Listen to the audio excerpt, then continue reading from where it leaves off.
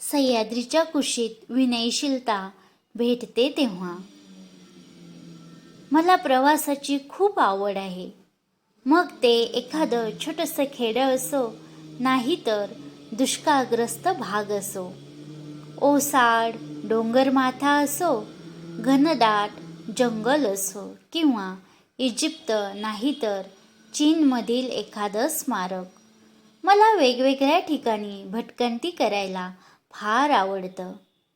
अशीच एकदा मी सह्याद्रीच्या दऱ्याखोऱ्यांमध्ये कर्नाटकामधील एका घनदाट जंगलाच्या प्रदेशात गेले होते.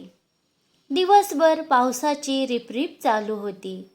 पावसाळी दिवसात दाट जंगलातून वाट काढत जाणं तसं कठीण काम.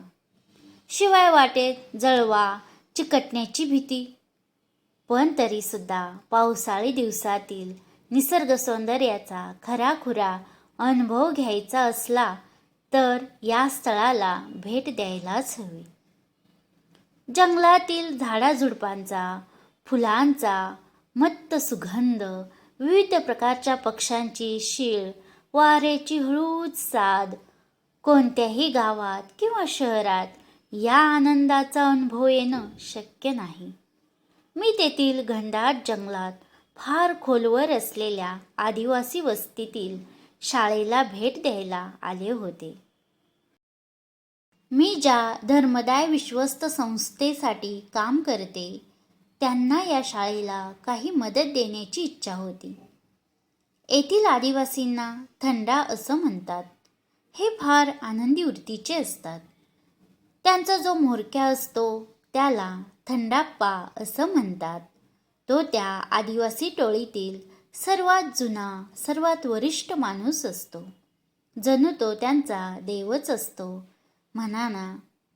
सर्वजण त्याच्या ऋणात बद्ध असतात. आपल्या बालपणी शिकवलेल्या रूढी आणि परंपरांचे पालन करतात. मी गावात पोहोचले तेव्हा जोरात पाऊस पडत होता. तो कोसळणारा पाऊस, त्यात झोडपून निघणारी पानं आणि रानटी फुलांचा उग्र गंध या सर्वांचा परिणाम म्हणून मला आपण एखाद्या परग्रहावर आलो आहोत असं वाटत होतं. पण तरीही मला तिथे परकेपणा वाटत नव्हता. खूप लांब पल्ला चालल्यानंतर अखेर मी त्या गावच्या शाळेत पोहोचले. वाटेत भेटलेले गावकरी माझ्याकडे टक लावून बघत होते आणि तरीही मला परकेपणा वाटला नाही. त्या शाळेत जाऊन पोहोचणं हेच एक मोठं धाडसाचं काम होतं. एक स्त्री डोक्यावर हारीने 3 घागरी एकावर एक ठेवून लयबद्ध चालत निघाली होती. मी तिला थांबवून विचारलं, शाळेला जायचा रस्ता कोणता? तिने आश्चर्यचकित झाल्यासारखा आवाज काढला, माझ्याकडे टक लावून पाहिलं आणि निघून गेली. बहुधा तिला शहरातून आलेल्या नवख्या व्यक्तीशी बोलायचं नसावं, नाहीतर कदाचित तिला माझी भाषा समजलीच नसेल. मग मला एक म्हातारा भेटला. तो वेताची टोपली विणत बसला होता. तो तोंडाने कसलेसे गाणे, लोकगीत गुणगुणत होता. मी त्याच्यापाशी वाकले आणि मोठ्या व स्पष्ट आवाजात विचारलं, शाळा कुठे आहे? त्याच्या चेहऱ्यावर उत्सुकता स्पष्ट उमटली होती. त्याला बहुधा मला बरंच काही विचारायचं असावं, पण त्यानं काहीच विचारलं नाही. तो आपल्या स्वतःच्या भाषेत काहीतरी पुटपुटला आणि त्याने शाळेच्या दिशेने हात केला. शाळा म्हणजे एक जुने गवताचे साकारलेले घरच होते. त्या आदिवासींनी स्वतःच बांधल्यासारखे वाटत होते. ती प्राथमिक शाळा होती. काही मुले बाहेरच्या बाजूला खेळताना दिसत होती. पलीकडे एक शेडवजा काहीतरी उभारलेले होते. त्याखाली बसून काही मुले गवताच्या काड्या आणि पाने घेऊन काही वस्तू बनवत होती. मी आत शिरले. आत एक खोली होती. खोलीत 2 खुर्च्या, 2 टेबले आणि एक फळा होता. शेजारी पाण्याने भरलेला माठ होता. खोलीत दिवे किंवा पंखे नव्हते. भिंतीला एक झडप असल्यासारखे भोक होते. ती खिडकी होती. खोलीत हवा खेळती राहण्यासाठी एवढीच काय ती व्यवस्था होती. ते ऑफिस असल्यासारखं दिसत होतं, पण त्याच्या आत कुणीच नव्हतं. कोणी शिक्षक किंवा कर्मचारी नव्हते. मी आजूबाजूला कोणी दिसतंय का ते पाहत होते. इतक्यात एक म्हातारा माणूस माझ्यापाशी चालत आला. मला काय पाहिजे वगैरे चौकशी त्याने केली. मी माझी स्वतःची ओळख करून दिली. आम्ही या शाळेसाठी काही मदत वगैरे देऊ शकतो का ते पाहण्यासाठी मी आले असल्याचं त्याला सांगितलं.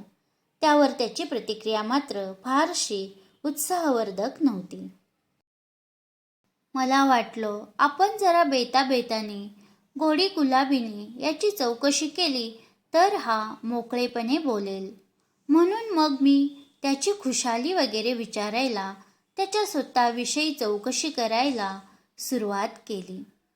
तो त्या शाळेचा शिपाई आणि वॉचमन होता. तो तिथेच राहत असे. कधीतरी तो आलेल्या प्रवाशांना प्रेक्षणीय स्थळे दाखवणारा गाईड म्हणूनही काम करायचा. तो त्या शाळेचा किंवा सरकारचा पगारी नोकर नव्हता. त्याचा नातू त्या शाळेत मोफत शिकत होता व त्याबद्दल तो म्हातारा पडेल ते काम करत असे. तुम्ही इथे किती वर्षे राहत आहात? बरीच वर्षे, तो म्हणाला. तो शाळेच्या आवारातच एका छोट्याशा झोपडीत राही. आता जरा त्याचा माझ्याकडे पाहण्याचा दृष्टिकोन सुधारलेला दिसला. मग मी हळूच परत एकदा शाळेच्या कारभाराचा विषय काढला.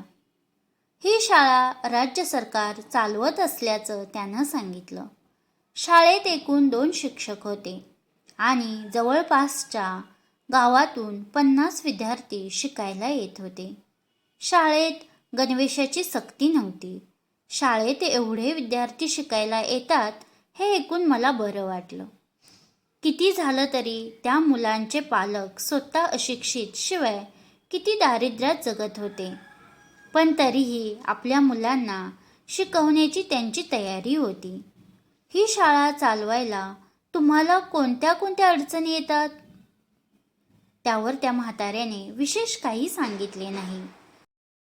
तो मला जवळच्या झोपडीत घेऊन गेला आणि एका खूपच वयोवृद्ध माणसाशी माझी ओळख करून दिली. तोच त्यांचा थंडाप्पा होता. तो 90 वर्षांहूनही अधिक वयाचा असावा. मला पाहून त्याला आनंद झाला. मी त्याला परत तेच विचारलं, ही शाळा चालवायला तुम्हाला कोणत्या अडचणी येतात? पावसाळ्याच्या दिवसात शाळेपर्यंत यायचं कसं हा एकच प्रश्न असतो, तो म्हणाला. शिवाय पावसाळ्यात शाळेला घालायचे कपडे वाळत नाहीत, ही तर नेहमीचीच अडचण. मी आजपर्यंत अनेक लोकांना भेटले, अनेकांशी बोलले. ही अडचण मी अनेकदा ऐकली आहे.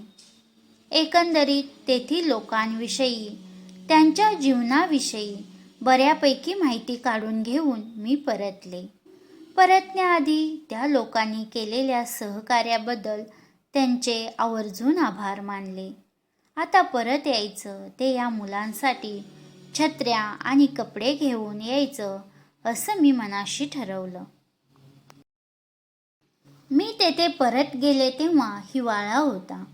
पाऊस संपला होता. आता सगळंच दृश्य पालटलं होतं. आता ते सारं जणू नंदनवनासारखं भासत होतं. आता चिखल नव्हता की बेडकांचं कर्कश ओरडणं नव्हतं. पक्षी कुंजन करत होते. आभाळ स्वच्छ होतं.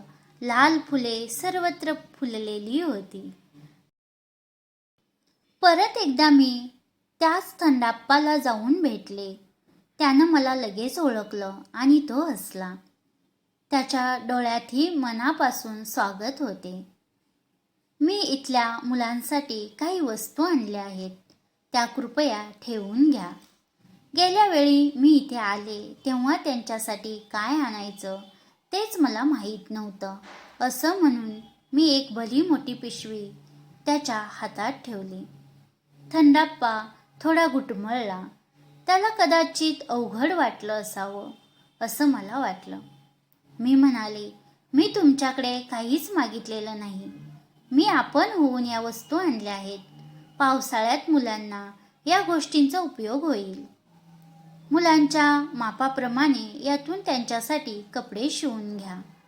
त्यावर तो एक अक्षरही न बोलता उठून त्याच्या झोपडीकडे चालत गेला. तुम्हाला काय शिकायचे? मी जवळ उभ्या असलेल्या मुलांना विचारलं, पण कुणी काहीच बोललं नाही. खूप मनधरणी केल्यावर काही लहान मुलं जरा जवळ आली, पण अजूनही ती खूप बुजत होती, बोलायला तयार नव्हती. मी परत त्यांना बोलतं करण्याचा प्रयत्न केल्यावर त्यांच्यातला एक जण म्हणाला, आम्ही कम्प्युटरविषयी ऐकले, पण आम्ही तो कसा असतो ते काही अजून पाहिलं नाही, फक्त टीव्हीवरच पाहिले. तुमच्याकडे कम्प्युटर संबंधी कन्नडमध्ये लिहिलेलं एखादं पुस्तक आहे? मी एका शिक्षकाची मुलगी, त्यात स्वतःही शिक्षक, त्यामुळे त्या मुलांचं बोलणं ऐकताच मला अक्षरशः हर्षवायू झाला. त्यांच्या कल्पना इतक्या ताज्या टवटवीत होत्या की मला आश्चर्यच वाटलं. या इतक्या मागास भागात राहून सुद्धा किती आधुनिक विचार होते त्यांचे. मी बंगलोरला गेल्यावर असं एखादं पुस्तक मिळतं का ते नक्की पाहीन, मी त्यांना सांगितलं. आणि असं पुस्तक जर का नाहीच मिळालं तर मीच तुमच्यासाठी पुस्तक लिहीन. ते ऐकून ती मुले खुश झाली. मलाही आनंद झाला. एवढ्यात थंडाप्पा आपल्या झोपडीतून परत आला. त्याच्या हातात लाल रंगाच्या कसल्याशा सरबताने भरलेली बाटली होती. अम्मा, असं म्हणून त्याने ती बाटली माझ्या हातात ठेवली. तुम्ही घरी काय पिता, तुम्हाला काय आवडतं ते काही आम्हाला माहीत नाही. आम्ही या जंगल भागात उन्हाळ्याच्या दिवसात हे एक खास पेय तयार करतो. ते किमान 2 पावसाळे तरी टिकतं. उन्हाळ्यात इथे लाल रंगाची रानटी फळं येतात. त्या फळांचा रस काढून तो आम्ही साठवून ठेवतो. त्या रसात आणखी काहीही घालत नाही. हा रस तब्येतीला फार चांगला असतो. पेलाभर पाण्यात जरासा रस टाकून ढवळून प्यायचा. मला फारच अवघडल्यासारखं झालं. या इतक्या गरीब लोकांकडून मी भेट कशी स्वीकारू? त्यांना स्वतःलाच खायला पोटभर अन्न नव्हतं. शिवाय मी स्वतः इथे देण्यासाठी आले होते, दानधर्मासाठी, घेण्यासाठी नव्हे. मी जरासा विचार केला आणि नम्रपणे त्याला नकार दिला. त्यावर थंडाप्पा गंभीरपणे म्हणाला, तसं असेल तर अम्मा, आम्ही पण तुमची भेटवस्तू स्वीकारू शकत नाही. आमचे पूर्वज पिढ्यानपिढ्या या रानात राहिले. त्यांनी त्यांच्या पद्धती आम्हाला शिकवल्या. तुमची आम्हाला काहीतरी देण्याची इच्छा आहे ना, आम्ही ते घेऊ, पण त्याचबरोबर आम्ही जे देऊ ते तुम्ही सुद्धा घ्यायला पाहिजे. तुम्ही आमची भेट जर स्वीकारणार नसाल तर आम्ही सुद्धा तुम्ही आणलेल्या या गोष्टी घेऊ शकत नाही. मला ते ऐकून धक्काच बसला. अवघडल्यासारखं झालं आणि लाज वाटली. आजवर असा अनुभव कधीच आलेला नव्हता. त्यामुळे हे असं ऐकावं लागेल याची मनाशी तयारी नव्हती. साधारणपणे एखादी धर्मदाय संस्था काही मदत देऊ शकते तेव्हा लोक कृतज्ञता व्यक्त करतात, अशी नेहमीची पद्धत. कधी कधी तर तक्रारी सुद्धा ऐकायला मिळतात. एखाद्या व्यक्तीला किंवा संस्थेला काही अडचणी असतात. त्यातील एखादी अडचण दूर करण्याचा आम्ही प्रयत्न करतो. पण कित्येकदा आम्ही जी काही मदत केली असेल त्याविषयी कृतज्ञता व्यक्त करणं तर राहोच, पण जे करायचं राहिलं असेल त्याविषयी तक्रार सुद्धा ऐकायला मिळते. कधीतरी तर असंही घडलेलं आहे की ज्यांना मदत केली त्यांनी इतकी कमी रक्कम दिल्याबद्दल सुद्धा कुरकुर केलेली आहे. असं जे काही घडलेलं आहे ते मी फारसं कधीही मनाला लावून घेतलेलं नाही. मी देण्यात समाधान मानलेलं आहे. त्यावर लोकांच्या प्रतिक्रिया काय आहेत याचा विचार मी कधी केला नाही. या इथे सह्याद्रीच्या जंगलात हा म्हातारा आदिवासी, शाळा न शिकलेला हा माणूस जीवनाचं हे एवढं मोठं तत्वज्ञान स्वतः प्रत्यक्ष जगत होता. जेव्हा तुम्ही घेऊ शकाल तेव्हाच द्या, काहीतरी दिल्याशिवाय घेऊ नका. संस्कृती आपल्या सर्वात सुंदर स्वरूपात इथे बघायला मिळाली. ही संस्कृती व्यवस्थापनाच्या शाळांमध्ये शिकवत नाहीत. मी हसून त्याची ती भेट आनंदाने स्वीकारली. त्यावर त्याचे डोळे चमकले आणि तो हसून म्हणाला, घेण्यात सुद्धा मोठेपणा असतो. त्याचे ते शब्द ऐकून माझ्या मनातला त्याच्याविषयीचा आदरभाव द्विगुणित झाला.